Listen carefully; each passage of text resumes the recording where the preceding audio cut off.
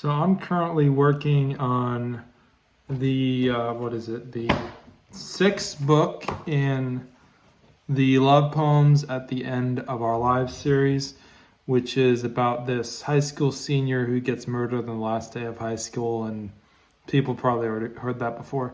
But I'm still working on it. What I'm doing more recently, been doing all these poems with my typewriter instead of anything like anything other than a typewriter. So that's what I've been writing with, and just like all the and I input it into my computer. All of the writing is from the perspective of four different characters: the mother, whose name is Serenity; the father, who is known by the poetic name of Pain; the daughter, whose name is Hope; and this other character called the poet, who's like this reflection of me as a character, but it's kind of different. And I've written the part from Serenity's perspective. Now I'm writing the part from the father, Pain's perspective. Based on what happened in the story, it's basically like a reversal of the roles of the story that happened in the last poem. In the last poem, we had Serenity dying, and then Pain goes on a long journey through the afterlife, like seeing what's happening with the world as it gets destroyed, etc. And Serenity's kind of like a guide, sort of like in Dante's Inferno. But then you've got this new book where the roles are totally switched. You have Pain is the one who dies, Serenity is the one who who lives in this version of the story. In the other version of the story, No Greater Sorrow, what happens with that? I'm forgetting what my own plan was.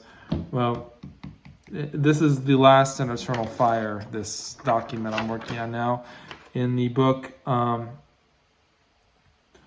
Greater Sorrow, you have both characters escaping with their lives, but the guilt of what happened afterwards, really, with the shooting that happened in the story, it destroys the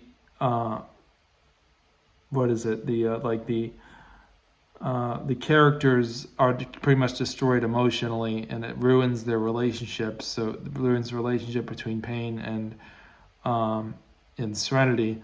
So that causes like a kind of like divorce that happens there during the story. They get married, but eventually get divorced because they keep fighting over the tragic event that happened to them, and like they could have done more or something and to stop what was happening, and they start blaming themselves, and that really can in some cases destroy a relationship when it's based on so much guilt, and survivor's guilt is the word, I think.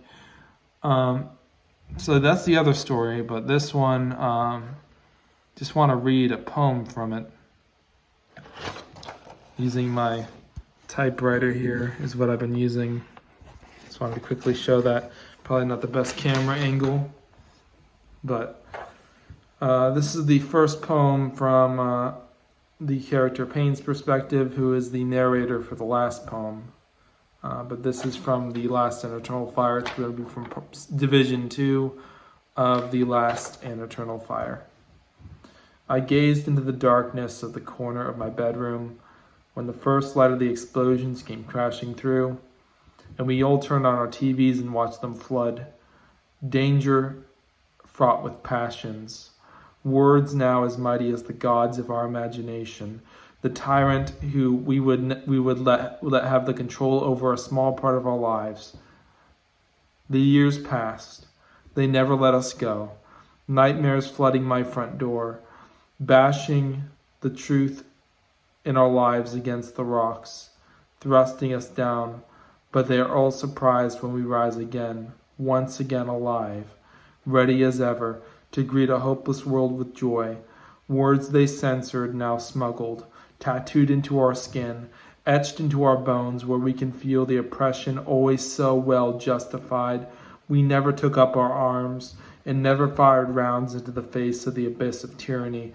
I have never changed, was always free as the wind, more open to life than life itself, curious always, waiting for the time we were appointed to expire, that you cannot press us down or suppress our words. Always will claw through and walk the avenues of a broken world again. Dream with me on the bathroom floor of our lives. Fall unconscious into that dream and dream again.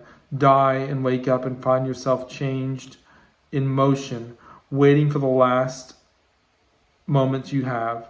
The pain in your soul will never vanish, but you will always notice it. The freedom of youth goes away when those who want power are never overthrown.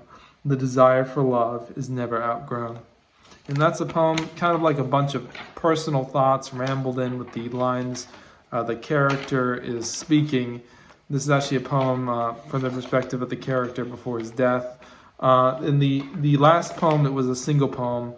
The previous poem to this, the previous section to this in the same book, The Last and Eternal Fire, it's all one poem and it's Serenity's perspective, so it's like an hour and a half long poem if you read it out loud, I think. But this section's going to be multiple poems, so hopefully people will like it, and that'll be all for this video. I really am trying to get a lot more support in this channel, so I guess the Minecraft video is kind of fracturing the audience with those kind of videos that are coming out, and people want the poetry, I guess, so I did poetry today, so that's all that matters. Thank you everyone for listening, and I hope you enjoy the rest of your day, and hopefully some new people find this video. Thanks.